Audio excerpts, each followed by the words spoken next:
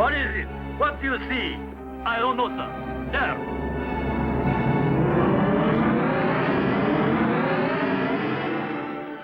Capitan! Something is wrong! It is the compass! There is a devil in it!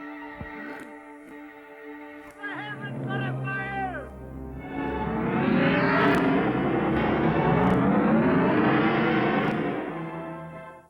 Monstro, Capitan. What manner of world is this new land we venture into?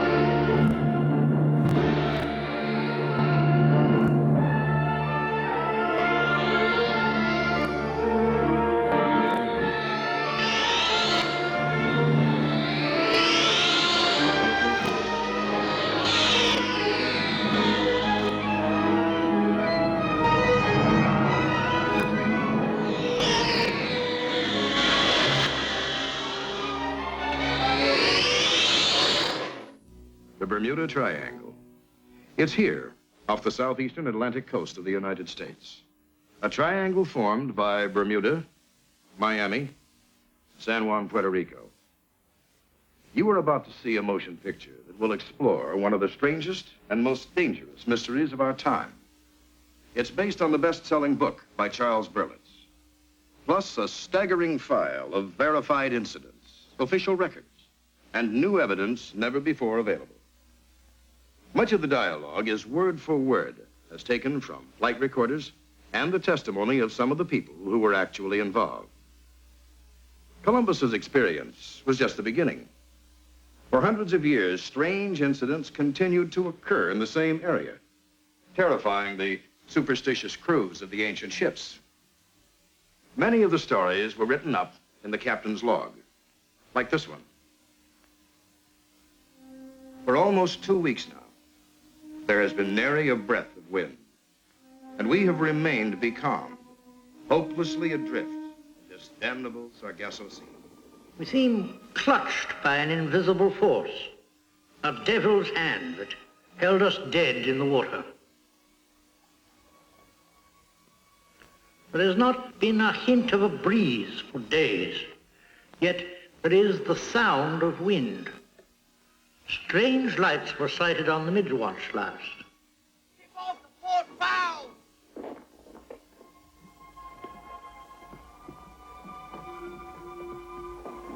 On port, Captain!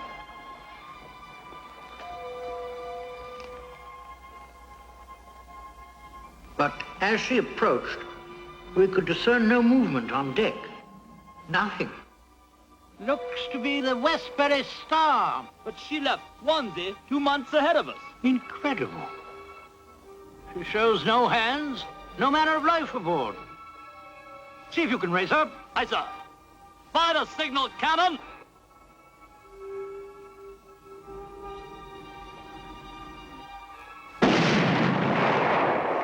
She's trimmed for the wind on a port tack, Captain. Westbury Star! Westbury Star! If you hear us, please give a sign!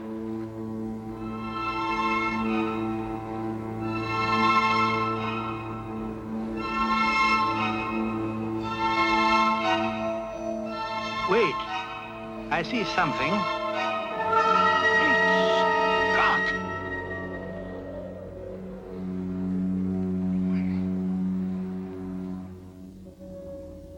She was manned by the dead and tacking to a brisk wind. But there was no wind. On my oath, no wind at all.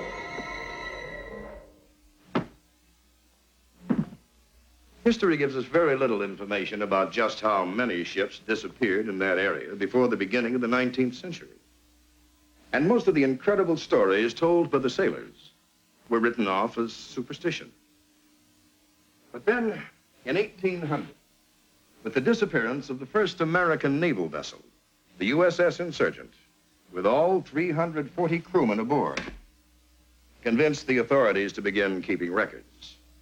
Within a few days, this ship, the USS Pickering, vanished with a crew of 90. Then in 1824, the USS Wasp disappeared in the same area. More and more ships disappeared without a trace. The USS Grampus, the USS Wildcat, the Mary Celeste. Then in 1881, an incredible incident took place when the American freighter Ellen Austin found a derelict ship west of the Azores. Oh, the Mayfair! This is Captain Mayor of the Ellen Austin. Is there anyone aboard?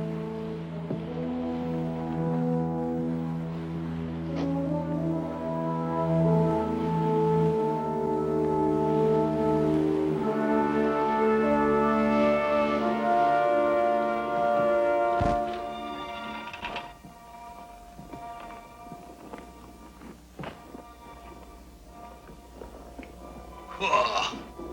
Not a living soul aboard.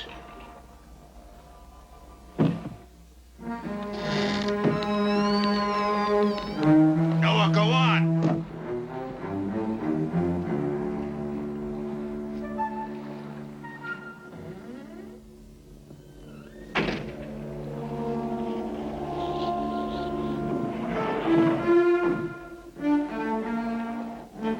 Hey! It's a treasure ship! Ha ha ha! Silver bullion, and raw silk from China! Oh, she'll show a fine profit.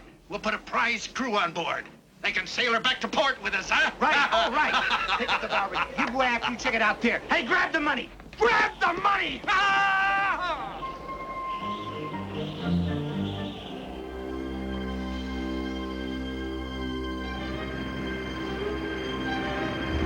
There's treasure there. Enough for all of us.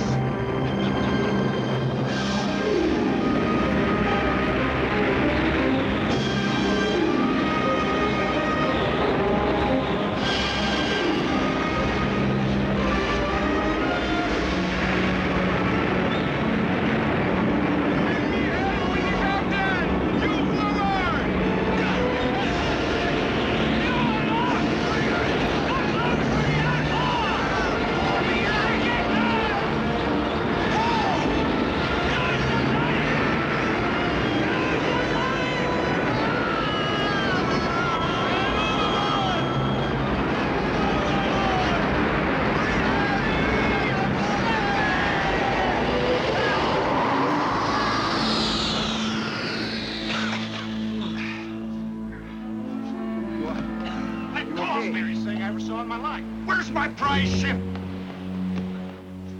Where's my treasure?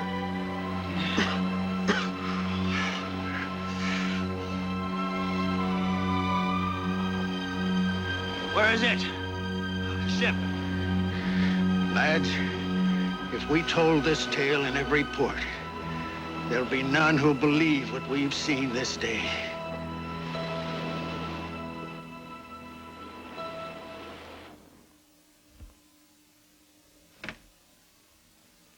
Ships and men continued to vanish in the ancient Sea of Fear. And then with the advent of air travel, planes began to disappear from the sky, just as mysteriously as ships did from the sea. This is the Naval Air Station at Fort Lauderdale, Florida. And it was here, over 30 years ago, that an extraordinary incident took place. An incident that was to give a new name to the old Sea of Fear. From then on, it would be called the Bermuda Triangle. The date was December 5th, 1945.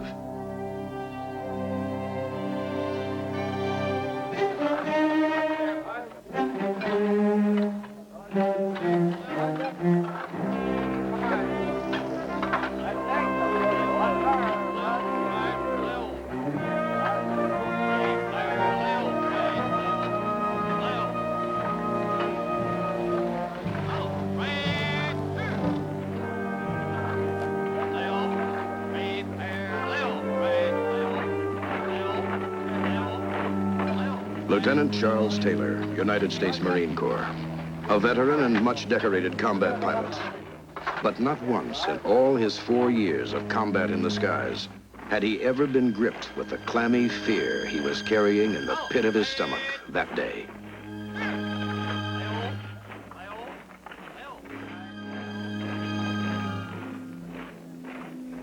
Lieutenant Taylor could not rid himself of the chilling premonition, and neither could another man assigned to Training Flight 19, Corporal Alan Cosnar.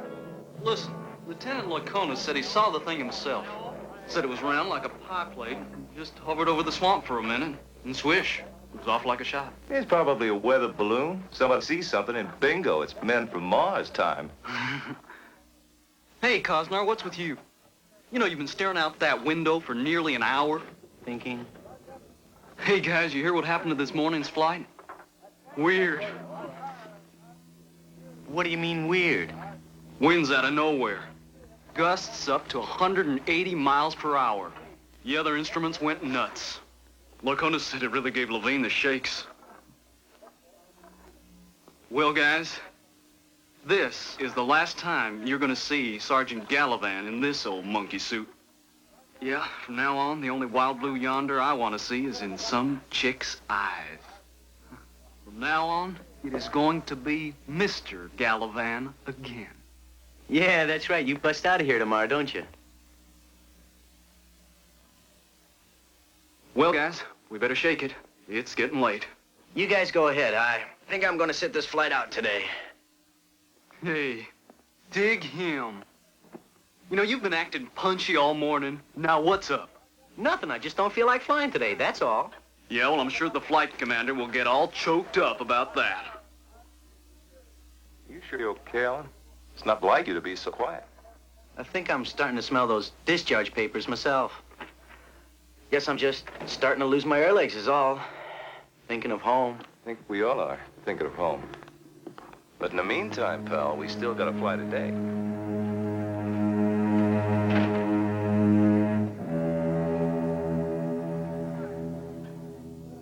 Hey, bossy, your laundry came back. They rejected it. Say, Whitey, what's all this jazz I hear about your flight running into gremlins this morning? Well, it wasn't in the book, I'll tell you that much. What happened? Well, we were about 35 miles northeast of base when all of a sudden we were hit by this really strong headwind. Our instruments went haywire. Started spinning like tops. The radio conked out. Anyway, we put down about 40 miles north of base. 2 hours late and about 10 years older. Any reason for it? We don't know. They're still trying to figure it out.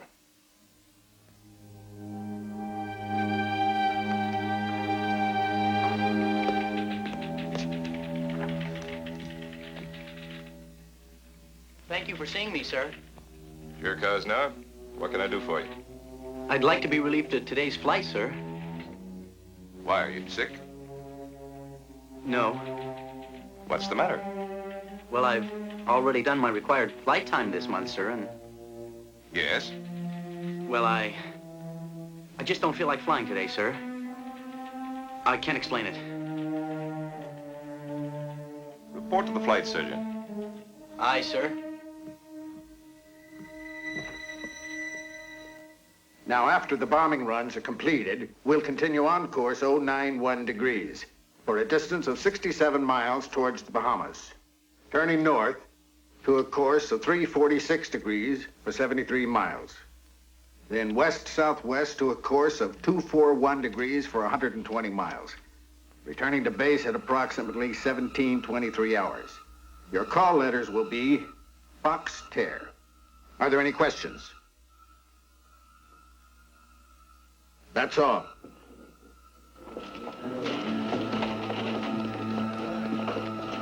Excuse me, sir.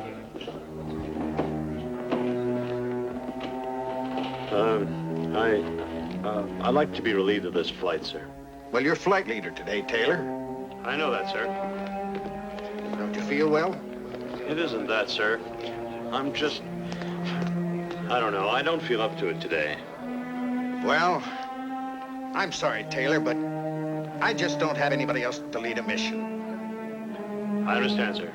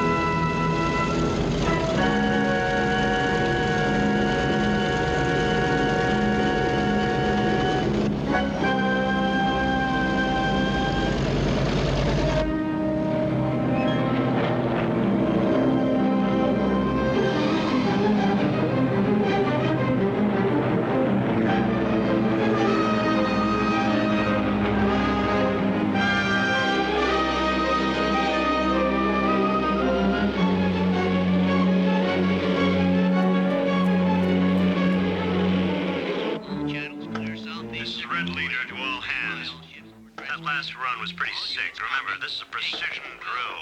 545. Time 15, 10 hours.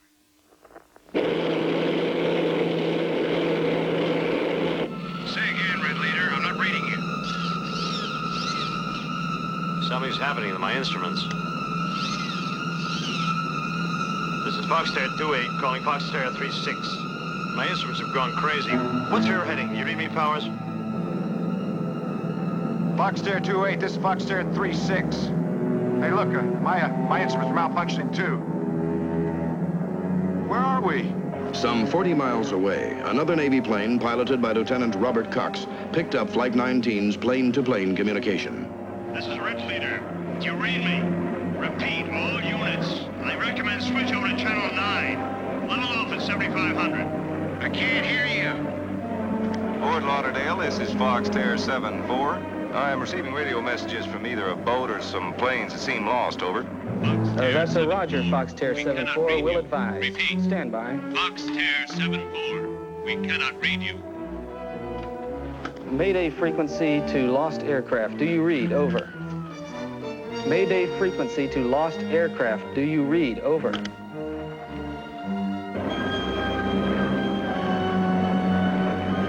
What's happening, Powers? Boat or plane calling Powers. This is Foxterra 74. Please identify yourself so someone can help you. Fort Lauderdale calling Foxterra 28. Do you read? Over. Fort Lauderdale calling Foxterra 28. Do you read? Over. What's going on out there, Scully? Flight 19, sir. It sounds like they're lost. All their instruments are out.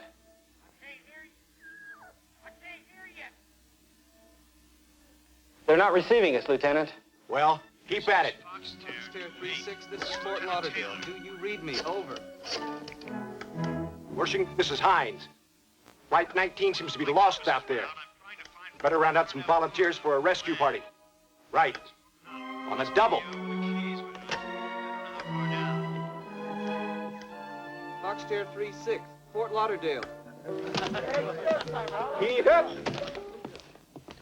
Flight 19's in some kind of trouble and seems to be missing. I need everybody for a search mission. Fall in on the flight line in 10 minutes. Fall out. Osnar? Come here a minute. I thought you were supposed to be on that flight. You told me to see the flight surgeon. He relieved me of duty. Well, did you get someone to replace you? Bolton said he'd go for me. I bumped Bolton from that flight. He already flew off this morning. You can't fly twice in one day. Now, who's up there instead of you? I don't know, sir.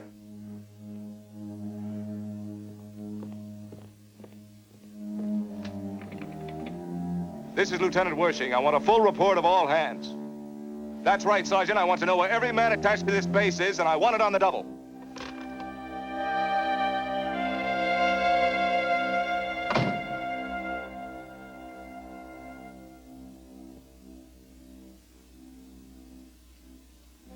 Roger. Search and rescue is standing by to take off, but air sea forces are out of maneuvers, sir. Tell Air C to get those Dumbos up as soon as they touch down. With the same crews if necessary. Yes, sir.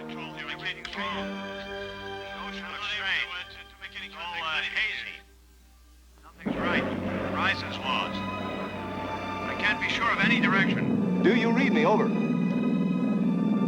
Identify yourself. This is Foxterra 28. This is Lieutenant Taylor.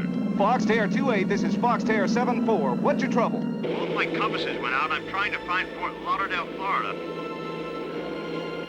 I'm over land, but it's broken up. I must be over the Keys, but I don't know how far down. Give me a position. Guess anything. I'm over land, over the Keys. Listen, put the sun on your port wing if you're in the Keys and fly up the coast until you get to Miami. The air station is directly on your left from the port. What is your present altitude? We've been hit by 75-knot headwinds. All the compasses and gyros are going crazy. What's happening? What did we run into?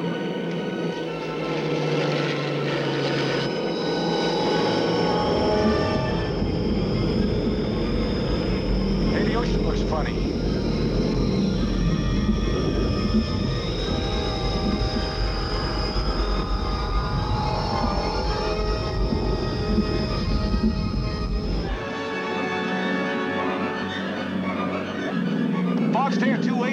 Foxterra 7-4. Do you read me? Over.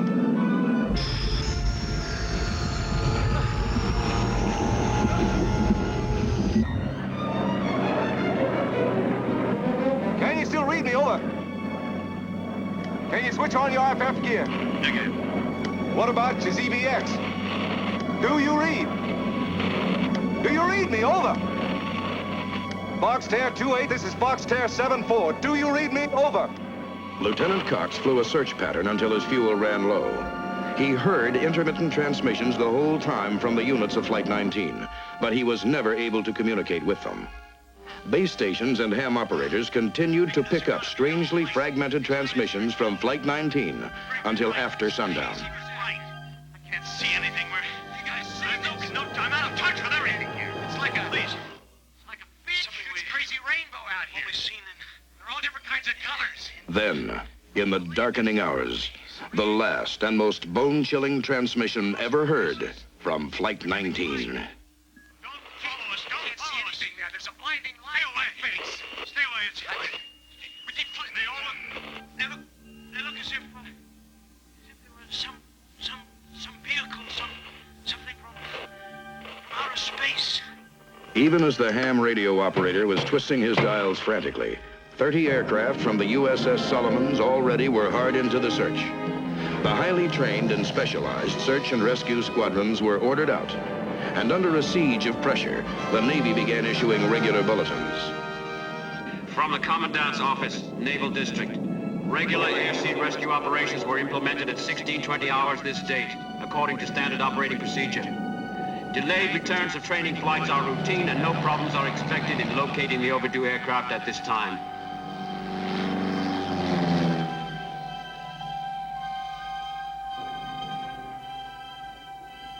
The search became more than routine when a giant Martin PBM vanished. Sir, one of those PBMs just went off the scope. Impossible. A big Dumbo just doesn't disappear.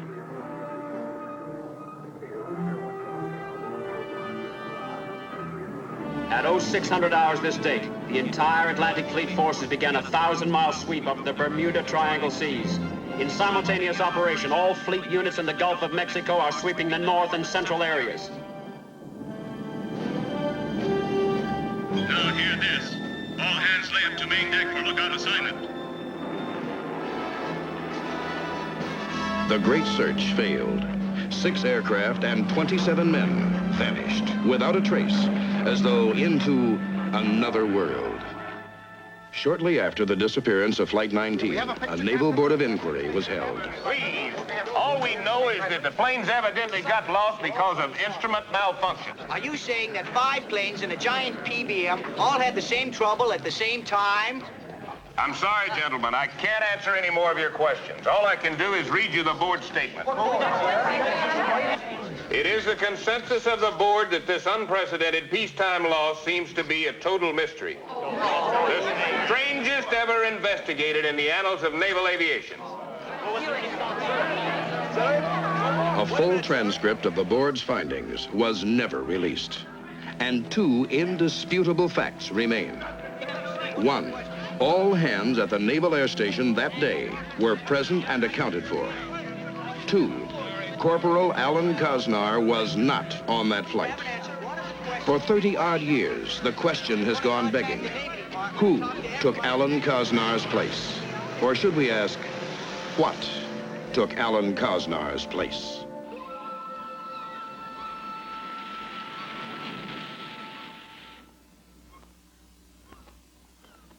Somewhere out here, something or someone is swallowing up ships and planes and people at the rate of 1 ship or plane a month.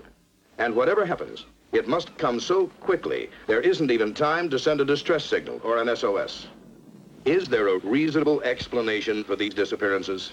Well, for years, respected scientists and oceanographers have been looking for the answers. One theory is that unexploded bombs and floating mines left over from 2 world wars are responsible.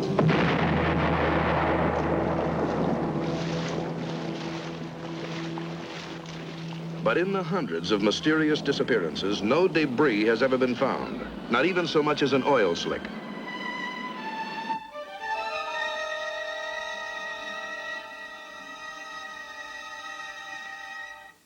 Another theory concerns the phenomena the oceanographers call blue holes, currently being studied by international teams of deepwater scientists. These so-called blue holes are basically vast networks of caves beneath the sea. But how far they go or how deep, we really don't know. Well, we are not even sure they have been naturally formed. In some cases, they resemble metro tunnels. They are like colossal sponges. The change of the tides causes tremendous pressure changes within the caves, making strong whirlpools on the surface.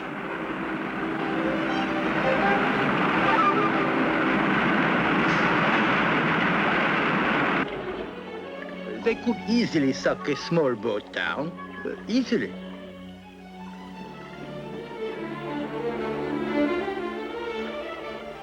Our divers have seen such instances.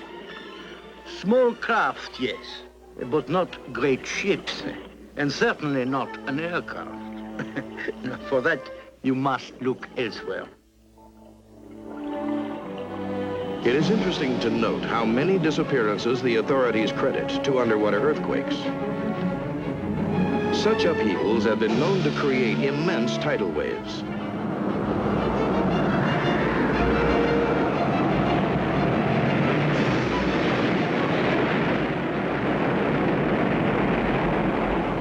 But none so high as to swamp an airplane in flight.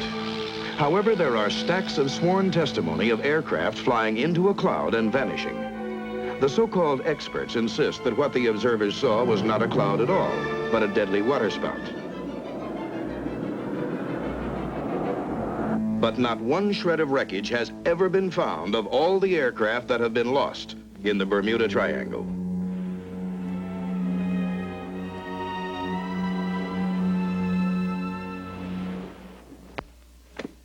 Miraculously, there have been a few people who have lived through mysterious incidents in the Bermuda Triangle and who have come back to relate what happened to them. One such person is Captain Don Henry. We were 3 days out of Puerto Rico, towing a long barge of 2,500 tons. I remember it well.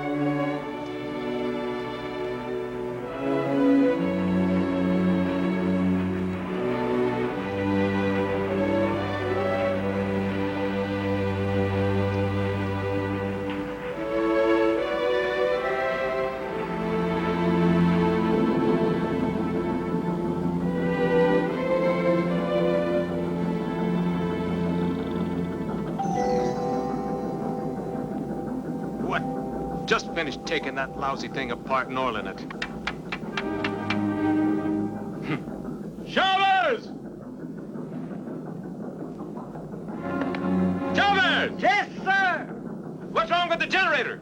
I don't know. The generator is fine, but look at... Meet me in the engine room, Chavez. Okay, sir, but you better look on deck first.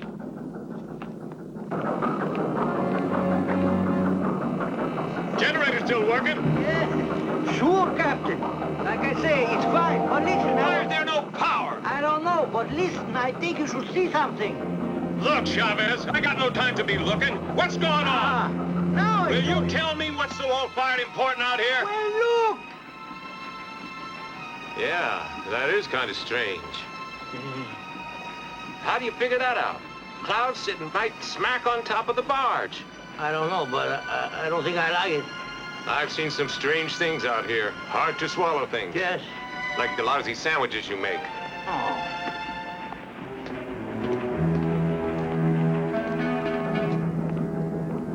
Must be a short in here someplace.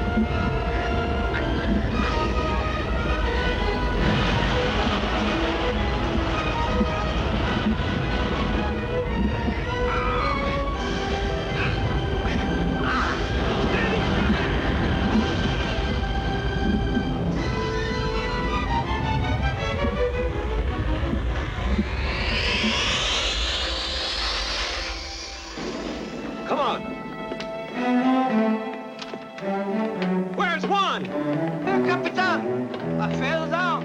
I was almost overboard, Capitan. Juan, take the wheel! Sick. The barge! She passed loose! Then what? Hold it up the tow line! Oh, it's pretty cold. It's freezing.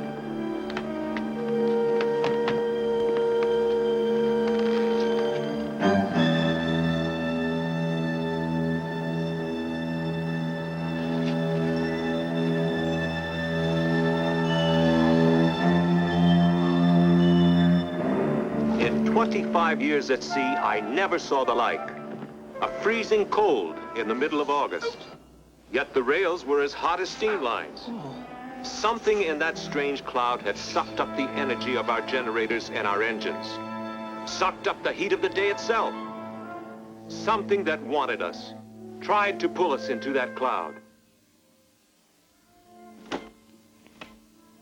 A Swedish oceanographer suggested that the barge had been caught up in a waterspout. But Captain Henry was an old salt. He knew a waterspout when he saw one, and he swore that wasn't what he saw. Besides, a waterspout wouldn't have explained the unusual warmth of the tug after the incident, or the loss of electrical power. Of course, the newspapers paid little attention to what happened to four seamen. But it was quite another story sometime later, when 1,500 people were stranded in the Triangle. It was April 3rd, 1974, and the world's most luxurious liner, the Queen Elizabeth II, was making 35 knots, 100 miles south of Bermuda, while a Coast Guard cutter followed, keeping the giant ship in sight and on their radar scopes. What the? She's gone. Who's gone? The QE2. She was here on the last sweep. Then just disappeared. Well, don't we still have visual contact with her? I don't know, sir. Yeah, she's still out there. Maybe so, but she sure ain't on this scope.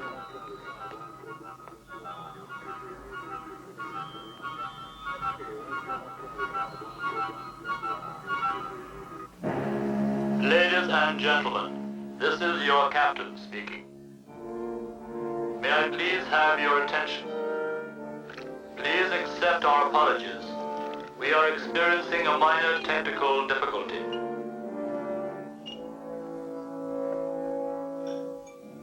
The official report blamed a leaky boiler and scrupulously avoided mention of the Bermuda Triangle. Ironically, most of the passengers aboard the QE2 didn't know they were even in the Bermuda Triangle. But there was one man who never forgot his experience there. And although Charles Wakely survived to tell his incredible story, it may be that the Bermuda Triangle eventually brought about his sudden death. Wakely was a professional pilot with over 10 years' experience at the time of the incident. He was completing a routine flight. After dropping off charter passengers in Nassau, he was on his way back to Miami. The weather was very clear, and the stars were crisp and shining.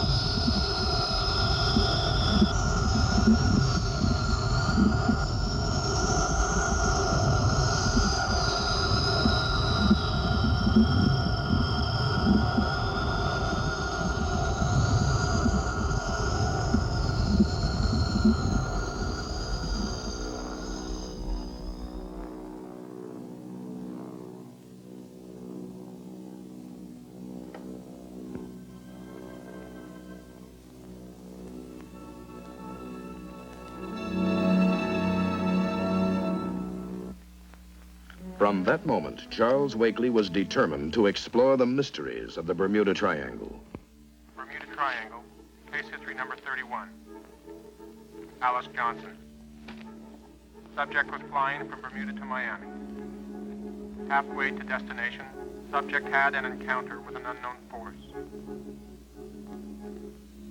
Yes, I admit the glowing wings, the eerie light, the same feeling of horror, just like the other pilots who don't want to talk about it. Wakely's research ended tragically that night in 1974.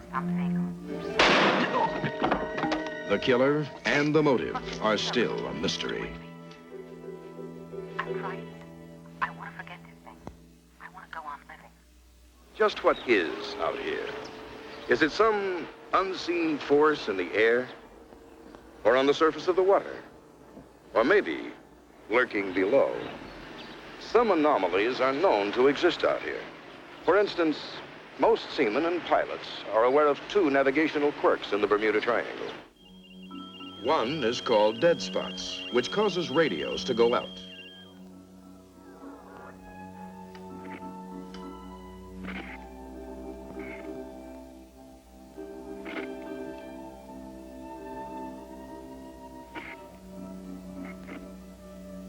The other is a variation in magnetic compasses, which in the triangle point to true north instead of toward magnetic north.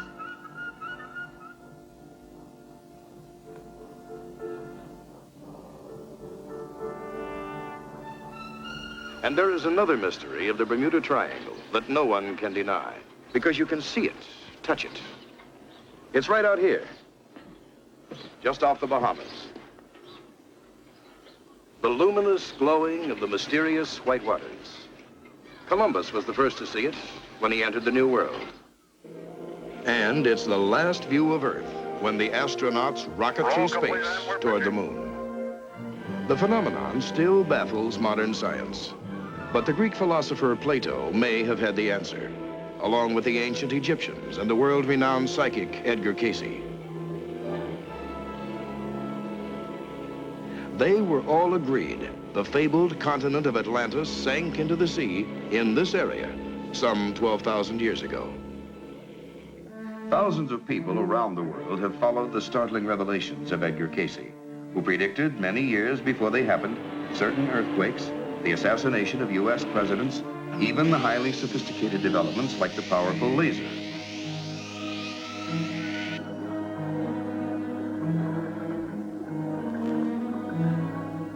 Could the white waters somehow be connected with Cayce's claim that Atlantis is lying underwater here off Bimini?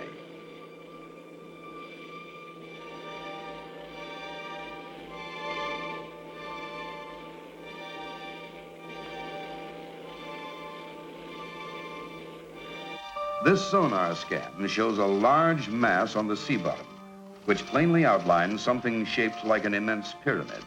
The height is estimated at 420 feet, with a base of 540 feet, very close to the dimensions of the Great Pyramid of Egypt.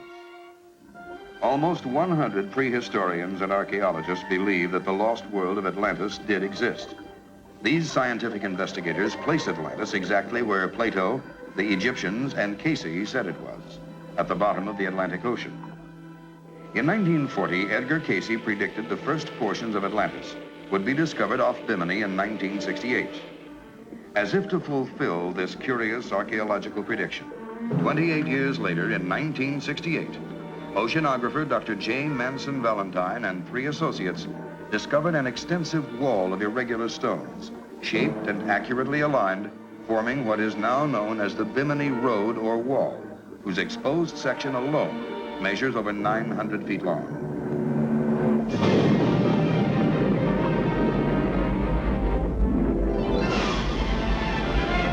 Our own history records the cataclysmic destruction of whole civilizations, like Pompeii, buried by the eruption of Mount Vesuvius before the birth of Christ.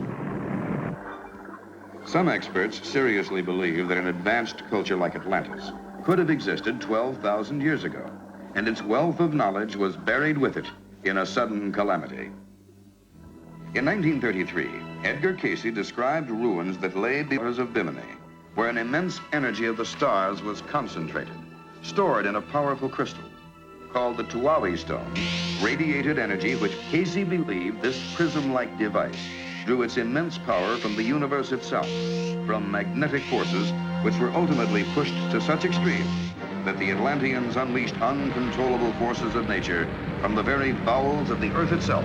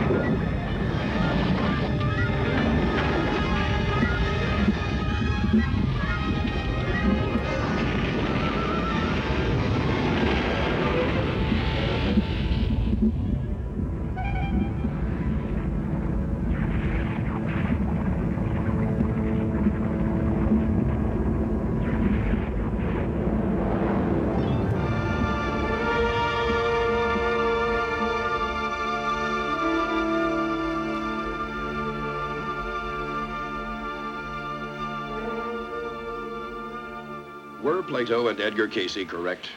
Is Atlantis here, under the water off Bimini? And what about that powerful Tuawi stone Casey spoke of? That magnetic force crystal that harnessed the awesome power of the stars? Could it still be down there somewhere, below the waters off Bimini, perhaps still active?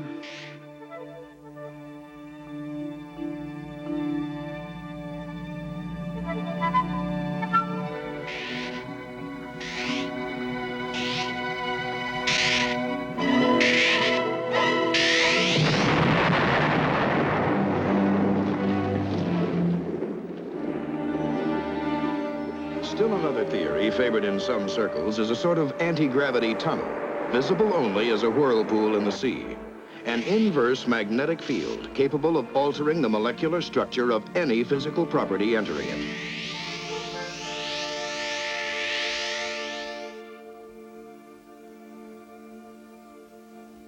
Though this may seem fantastic, there is a woman who actually witnessed just such a vortex. Her name is Helen Meiser. The date, August 25th, 1971.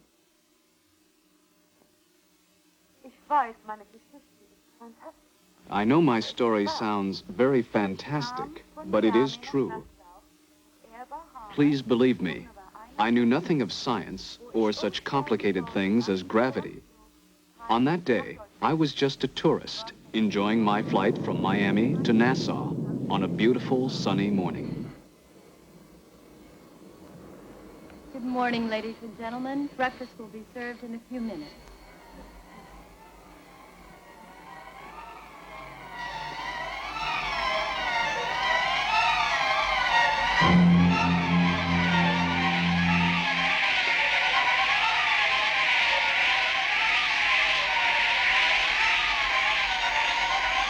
Everything all right?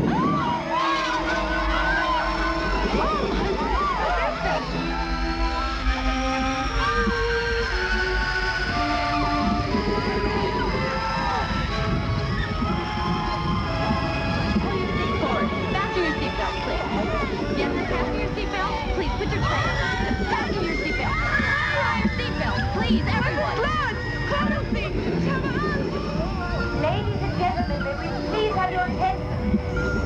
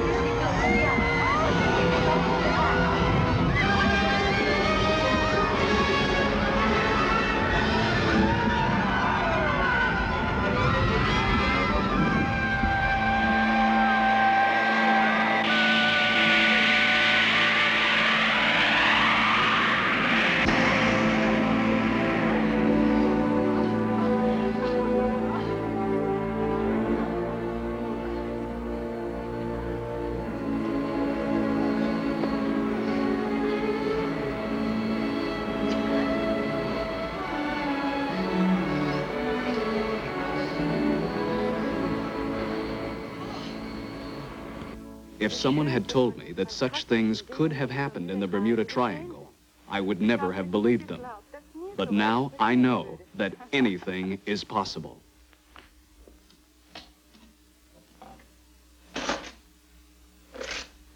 Terrified and near panic like the other passengers, Elaine Misa completely forgot the camera she was holding.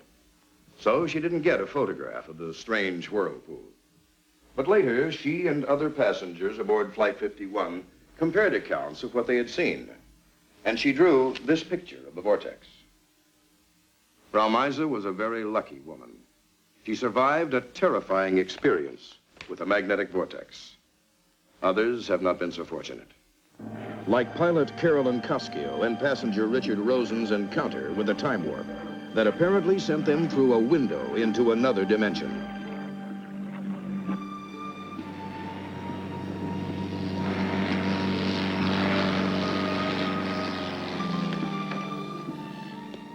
This is Grand Turk. Do you read me, Cessna? Cessna, this is Grand Turk calling. Do you read me? Does that look like Grand Turk down there? Yes, deserted. Deserted? Are they crazy? The island's shaped like Grand Turk, but there's nothing on it. I can hear them, but they can't hear me. Something must be wrong with their radio. Not just our radio. It must be blind. It's clear as a bell out there. No landing strip, no buildings, no people.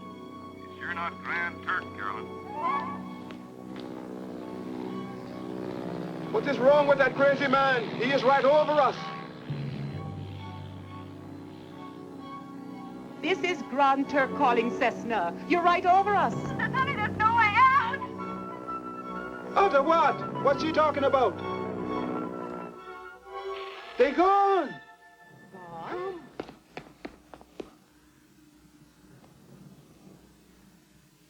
Carolyn Koskio's plane was never heard from or seen again. This is the view over Grand Turk Island.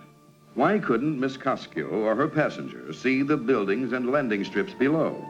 Some physicists have suggested that the plane might have entered some dimensional window, a space window, if you will, which caused an inversion of time and space, thrusting her plane into an early period of time, where they saw the island in the past, before the landing strip and buildings even existed. Sounds fantastic, doesn't it, this traveling in time?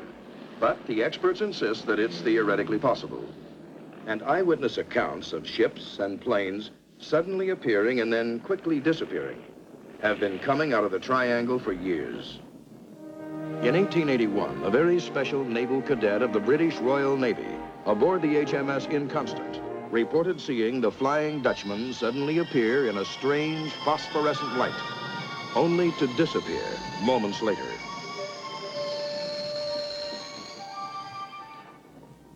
I insist it be duly recorded in this ship's log. Write that we saw it with our own eyes. The appearance of the ghost ship, Flying Dutchman. Long after he ascended the throne, King George V often recounted his eerie experience in the Bermuda Triangle. Could there be a place out there where ships and planes disappear into another dimension and then reappear in a different period of time? Unfortunately, most incidents of this nature are not reported. They're covered up to avoid embarrassing questions. Questions that have as yet no easy answers. Like the incident involving a mysterious time lapse that occurred at Miami Airport just a few years ago. A super jetliner had just entered into the Miami traffic pattern. We should be on our final approach in 15 minutes, right on schedule. 403, you're cleared for approach. Give us a time check, will you, Miami? In 5 seconds, it will be exactly 0008. Right on the button. It was a clear and beautiful night in the Triangle, and Miami Control Center was routinely tracking the flight's approach.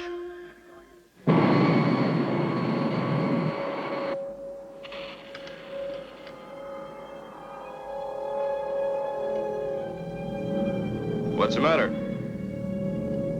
Where'd that weird haze come from? Yeah. I never saw anything like that before at this altitude.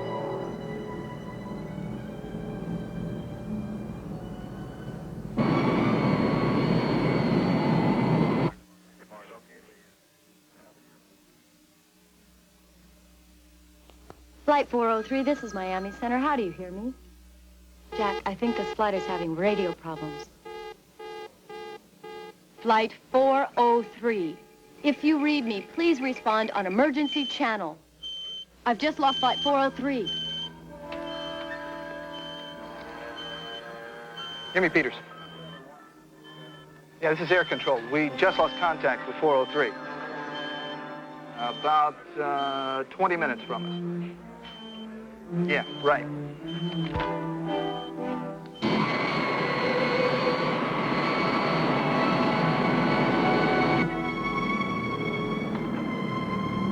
How come we can't see Miami yet? Don't rush us. What time is it? I think my watch is broken. 12:12. That's what I have. But that's impossible. Can't be just 3 minutes since I was here. I went all the way aft, served 3 drinks, helped a little old lady back to her seat from the John, got some aspirin for one passenger and a cup of coffee for another. Now, I couldn't have done all that in just 3 minutes.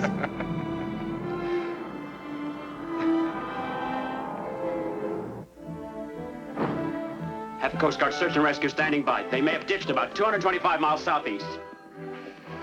Okay, let me look at it, honey.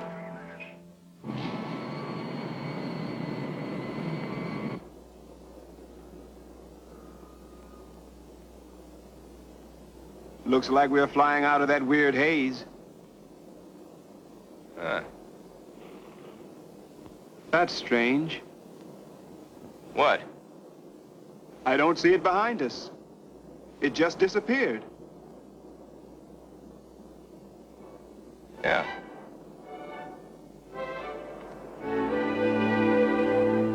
Yeah.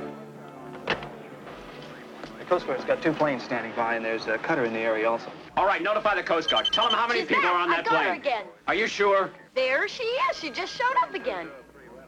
What's happening up there? Listen, do you run a check on all this equipment? Yeah, that's SOP. There's no malfunction here. That doesn't make sense.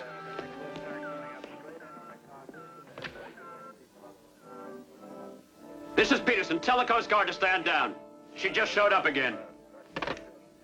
Wait a minute, Pete. What could have made her slip off the screen for 10 minutes like that? I'll think about that whenever this knot in my stomach straightens out.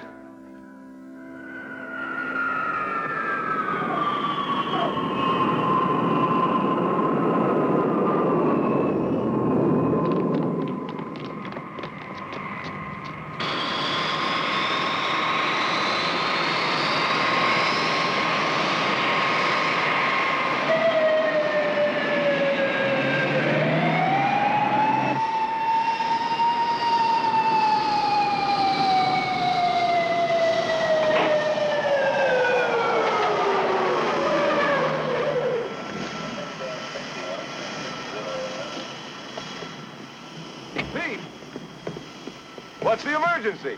We didn't report any problems. What went wrong up there? What are you talking about? You must have dived low or something. Got below radar. What caused it? I don't know what you mean. We're exactly on schedule to the second. You're 10 minutes late, but that's beside the point. It's 12:36. We touched down about 5 minutes ago. It's 12:46. Your watch is 10 minutes slow. I've got just about 12:36 too. No, I tell you it's 12:46. Leslie, what time have you got? It's close to 12:37. Pete, we made a time check with Miami not half an hour ago, and all our watches were right, including the ship's clock. Hold on a second. Pardon me. Excuse me, please. Excuse us.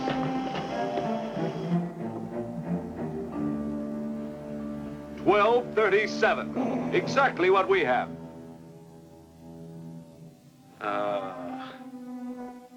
Hey, Peterson. All our watches couldn't have lost 10 minutes. That's crazy. Pete, what's this all about? I wish I knew. But at 12:10, you went off the scopes. You didn't show up again until 12:20. For 10 minutes. Well, you just didn't exist.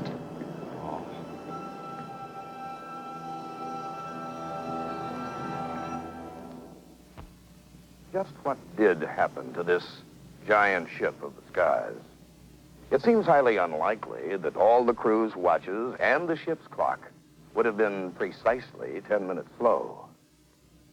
But could Flight 403 have passed through the tip of that dimensional window, disappearing then reappearing 10 minutes later, stopping the passage of time on board the plane, holding it suspended somewhere in the fourth dimension. Is it possible? Based on Einstein's complex unified field theory, many scientists believe that strong concentrations of magnetism, such as occur in the triangle, might actually alter the molecular structure of matter, causing it to disappear, or even be pulled into another dimension. Following publication of his startling book in 1955, Dr. M.K. Jessup, the world-renowned astronomer and scientific philosopher, received a letter that was to add a new dimension to his life's work. Dr. Jessup's book had called upon his colleagues in the scientific community for a reappraisal of Einstein's disturbing unified field theory. But he was totally unprepared for the letter.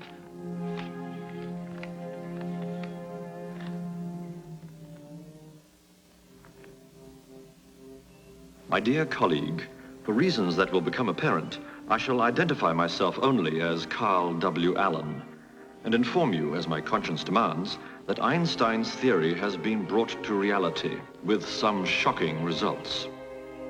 The Philadelphia experiment was the code name for secret tests conducted by the Navy in October of 1943 aboard the USS Eldridge, a destroyer that had been specially fitted with unique electrical and electronic equipment.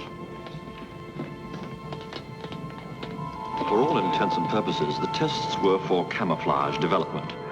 Based upon the Einstein calculations, the Navy had 4 huge generators especially designed and built. These were to produce massive flux fields, which, when counterposed, would create an envelope of sorts about the test ship, a magnetic smoke screen, if you will. We've installed 4 generators on the destroyer. 1 on the flying bridge, 1 amidships, and 2 aft. When we begin this experiment, the varying potentials of the generators should alter the structure of the atmosphere around the ship, resulting in a color combining with the sea. You mean to make the destroyer invisible? Not strictly, sir. The ship will be hiding under a traveling magnetic canopy of sorts. We're ready, sir. Good. Please be seated, sir. Proceed with the countdown.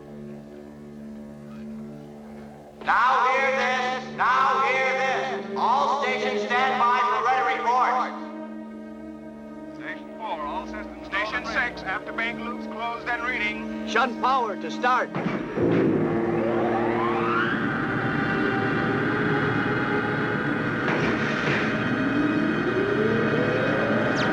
have a ready from the Eldridge, sir. Lock monitor. We have a command. Coming up on the mark and counting.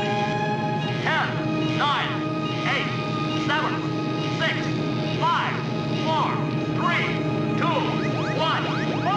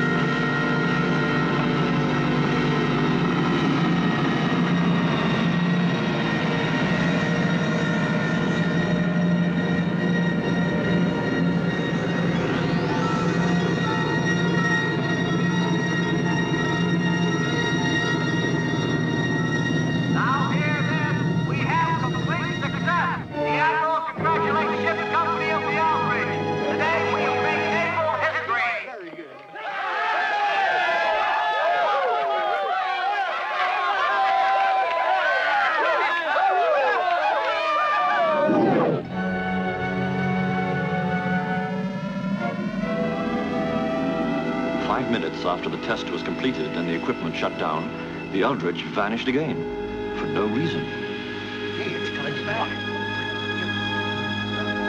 The Eldridge reappeared just as suddenly a few minutes later. The immediate after effects produced retching sickness and considerable painful symptoms among the men. Horrid. But what happened later was far worse. The test was an unqualified success for the equipment, Jessup, but an utter failure for the crew that had been exposed to something far worse than nuclear radiation.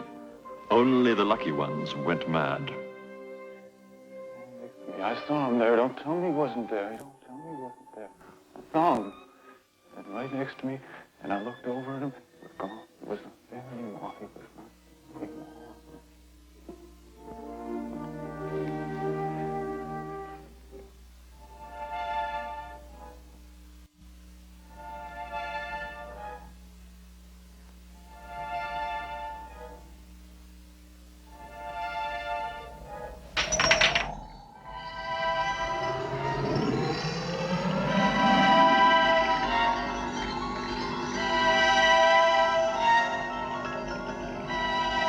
Many of these poor men continued to experience a trans-dimensional phenomenon, completely destroying any chance they may have had for normal lives.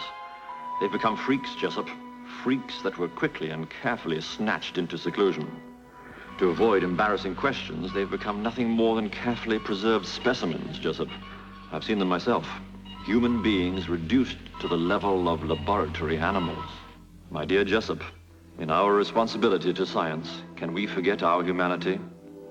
I leave it to you to decide if further work shall be put into this or not. I write in hopes there will be. Allen's letter set Jessup upon an exhaustive 5-year search for the truth. And in spite of threats, insults, and coercions, Jessup continued to probe right up to the last bizarre moments of an April night in 1959. Listen, I've reached some fantastic conclusions regarding that Philadelphia experiment, and I've got to see you right away. How about tomorrow? No, right away, tonight. Fine. Good, I'll be there in an hour with all my notes. But neither Jessup nor his papers arrived at that meeting. Why? Suicide by carbon monoxide poisoning. White male Caucasian, approximately 62 years. No papers, notes, or effects. Dispatch coroner and ID unit. No papers or effects were found with Dr. Jessup's body. Why?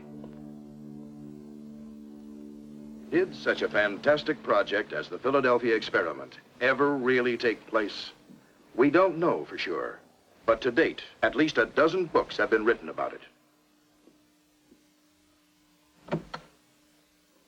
The key question is this.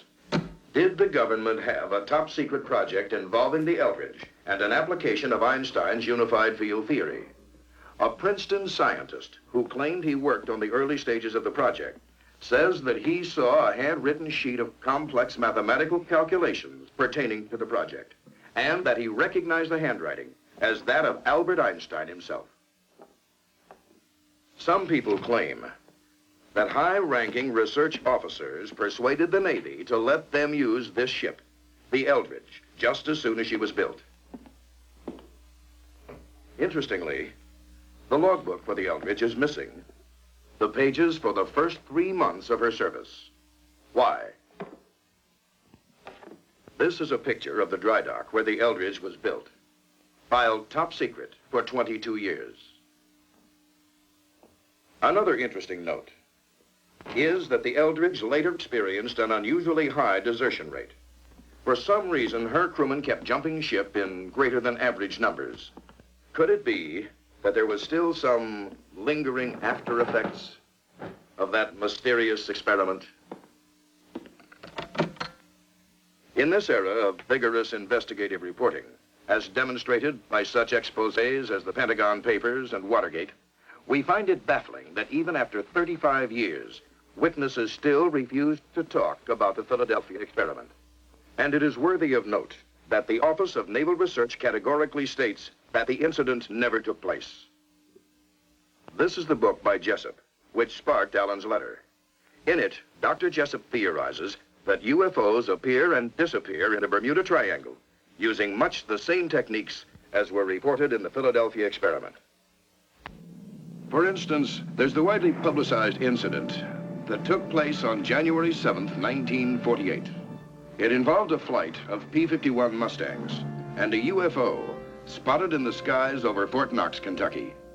The police subsequently passed on the reports to nearby Godman Field at Fort Knox. Tower. Yes, sir. Lieutenant, it's the CO. This, Lieutenant Michaels. Yes, sir. We've had visual contact with whatever it is for the last 5 minutes. No, sir. I checked with Wright Field. They have no experimental aircraft in the area.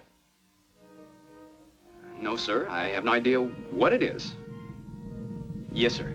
Where is it? It's right out there. Well, sir, it seems to be gold. It's round.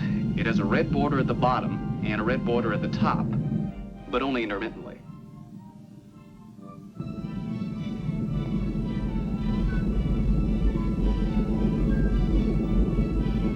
What seems to be the problem, Lieutenant? Beats me, Colonel. I've never seen anything like that in my life.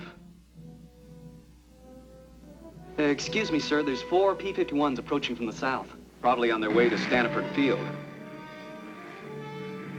We'll contact the flight leader. Tell him to take a look at it. Yes, sir. This is Godman Tower to flight leader of flight approaching field. Come in, please. Over. This is Captain Mantell, flight leader of Flight 451 to Godman Tower. Over. Captain Mantell. How do you read me? Over. I read you loud and clear, Godman Tower. Over. Captain Mantell, request you change to radio frequency. The flight leader was Captain Thomas Mantell, a veteran World War II fighter pilot, one who'd survived many missions over enemy territory. 1991. Roger, over. Flight leader Mantell, there's an unidentified aircraft in your area. Approximate heading 210 degrees. Request you investigate. Over. This is flight leader Mantell to Godman. Will do. Changing course to 210. Roger. Godman Tower, this is Lieutenant Campbell. I'm reading low fuel. Request permission to stand down. Over. Godman, this is Johnson 451. Ditto that request. Over. Roger. Permission granted.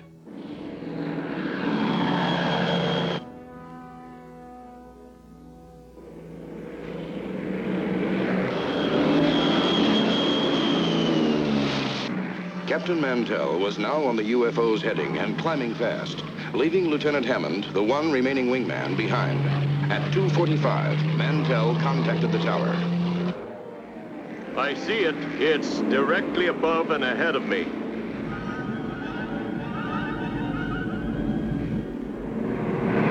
Ever see anything like this before, Hammond? Captain Mantell, not in my experience, Captain. Throttle back, sir. I'm losing you. Godman, this is Mantell. I have the bogey fixed now. I'm closing in on it. Tower to Mantell. Can you describe it? Mantell to tower.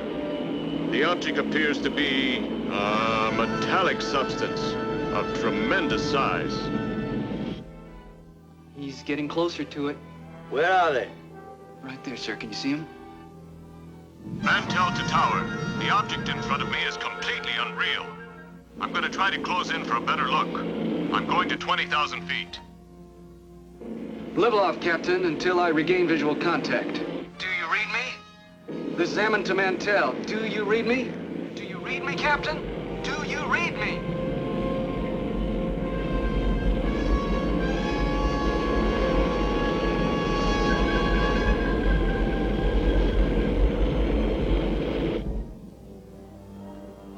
Tower to Mantell. Do you read? Over. Tower to Mantell. Come in, please. Over. Godman, this is Lieutenant Hammond. I've lost visual and radio contact with flight leader. Is he reading you? Over. Stand by, Hammond. I can't see him anymore either. And that thing, it's gone into the clouds. This is Godman Tower to flight leader Mantell. Do you read? Over.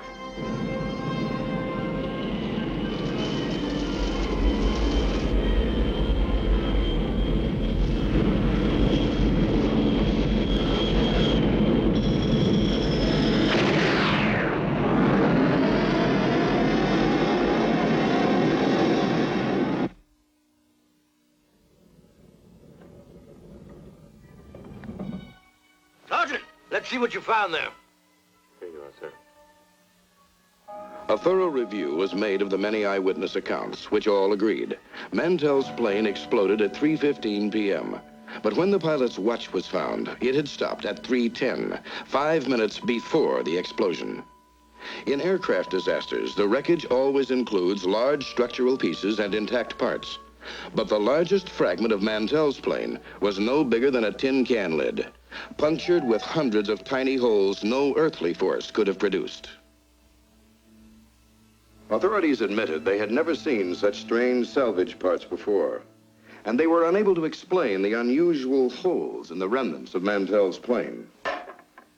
Could a magnetic storm created by a UFO have caused such damage? Is there something or someone out there in the void of space? Let's consider the possibilities. To an astronomer like myself, the idea of intelligent life being confined to our tiny little planet Earth is ridiculous. Why, in our own small galaxy alone, there are more than 10 billion star systems. By the laws of mathematical probability, there must be 40 to 50 million planets, like our own, each with their intelligent life forms. Perhaps even now they are attempting to contact us. Perhaps it was an emissary from one of these other worlds who attempted to make contact with our first men in space, the astronauts. The men who fly in these giant spaceships are highly skilled professionals. They have been trained to deal with almost any situation that might occur. When they spotted bogies or unidentified craft, they reported precisely what they saw.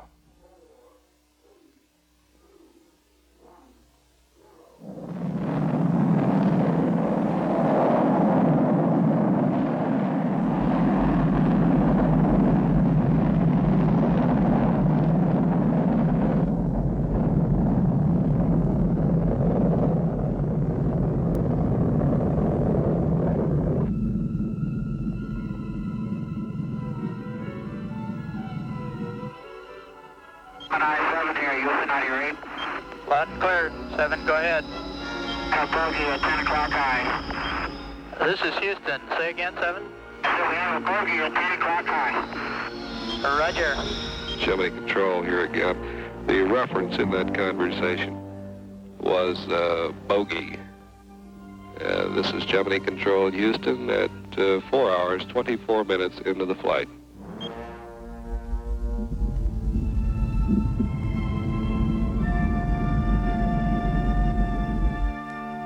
Some experts have theorized that what the astronauts actually saw was the sun reflecting off their booster rocket, which they had jettisoned earlier. But the astronauts, remember, are professionals. They would surely have recognized any piece of their own equipment.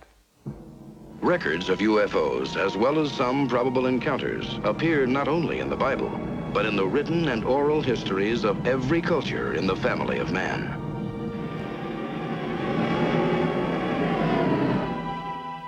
In the last 30 years, UFOs have been sighted all over the world and over nearly every major city. But there seems to be a surprising concentration of sightings right here in the Bermuda Triangle, even though only a small percentage of them ever get reported to the authorities. John Fairfax was a daring adventurer who'd set out to row the Atlantic from the Canary Islands to Florida. How do you explain your experience in the Bermuda Triangle? Well, as I've said, ladies and gentlemen, I can only relate what happened. I can't explain it at all. This all occurred around about the evening of May the 5th, towards the end of my trip.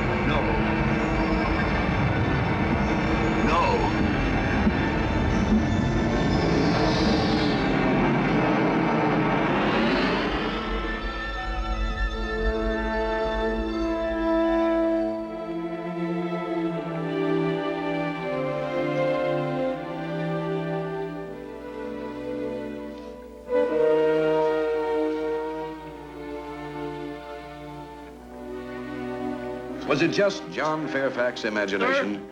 Maybe. But how do you explain another man who had the exact same experience in the Triangle? It was just a month or so later when John Carpenter was guiding his charter boat on a run from Bimini.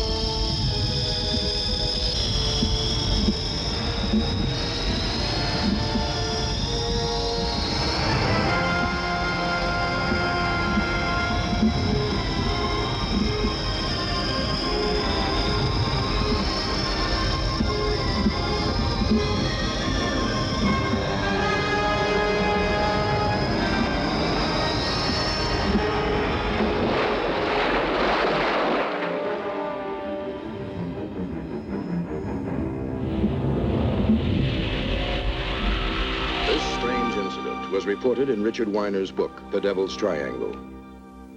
Fairfax and Carpenter are only 2 out of 1,000 people who have seen something strange out there. Even a member of the United Nations and our own President Carter claim to have seen UFOs. If there are alien vehicles around, where are they coming from? Dr. Valentine and other scientific observers suggest that UFOs may emanate from one of 3 sources. From somewhere out of our own solar system, or as French astronomer Jacques Vallée suggests, from a point much closer to us in our own world, allowing ships from another dimension to slip into the time warp window suspected of being located in the triangle. Or perhaps even from a world far below the water. It should be noted that in the southeast corner of the Bermuda Triangle is the Puerto Rican Trench, the deepest place in all of the Atlantic. In this area, UFOs have been seen traveling below water at incredible speeds, like the one that was tracked by 14 Navy ships for 4 days as it raced below water at depths up to 27,000 feet. Then, on August 4th, 1969, 2 lighthouse keepers from Great Isaac's Light mysteriously vanished. In the vicinity at the time, a fisherman reported seeing a fast-moving globe below water, speeding away from the island, but clearly visible just below the water's surface. Not all UFO sightings in the Bermuda Triangle took place under isolated circumstances. In some cases, they were seen by literally thousands of people. Probably the most famous case of many eyewitnesses to UFO activity took place in Puerto Rico at the southeast corner of the triangle. It began on a summer night in August 1972 in the little village of Adjuntas.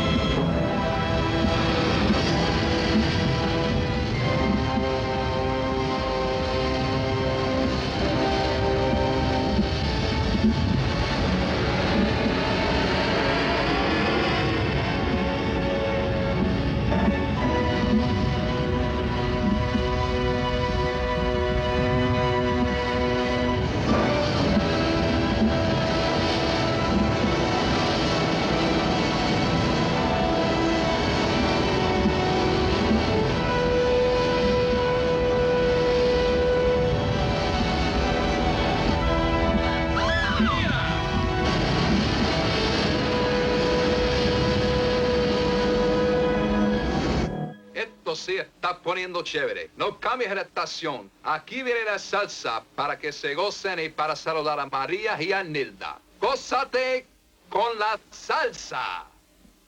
Ahora sí.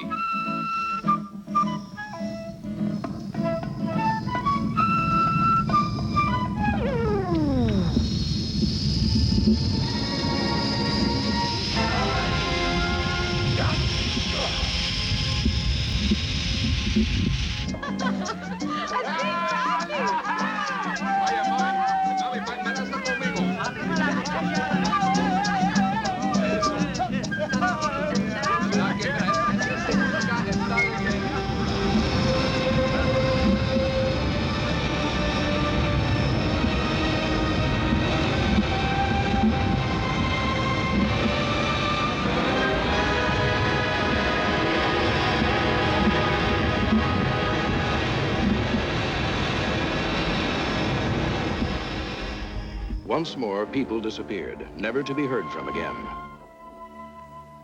Then, just as suddenly as it had begun, the UFO sightings stopped. By the end of October, only a trickle were reported. The island of Puerto Rico was returned to normal. It all happened. It was real. Perhaps some of you don't believe the stories told by individuals, like John Carpenter or John Fairfax.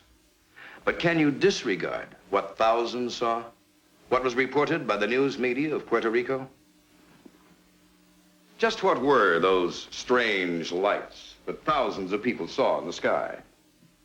No one seems to know. Or if they know, they won't tell us. Scientists and authorities all seem to differ on just what is going on in the Bermuda Triangle. But there is one cold, hard fact to which they must all agree. A shocking number of ships and planes and lives have mysteriously disappeared in this area, and they continue to disappear. Whatever our differences as nations, we are all one family of man, and this planet Earth is our home. We can all unite to solve the mysteries of the Bermuda Triangle. Has some highly intelligent aquatic race found its way up from the depths of the ocean? Is the triangle a base of sorts for aliens from outer space? Is lost Atlantis below these waters? And just who or what is collecting human specimens? Blue energy, time warps, or a window into another dimension? Together, the nations of the world must find the answers before it's too late. Our very survival may well depend on knowing what is going on here in the Bermuda Triangle.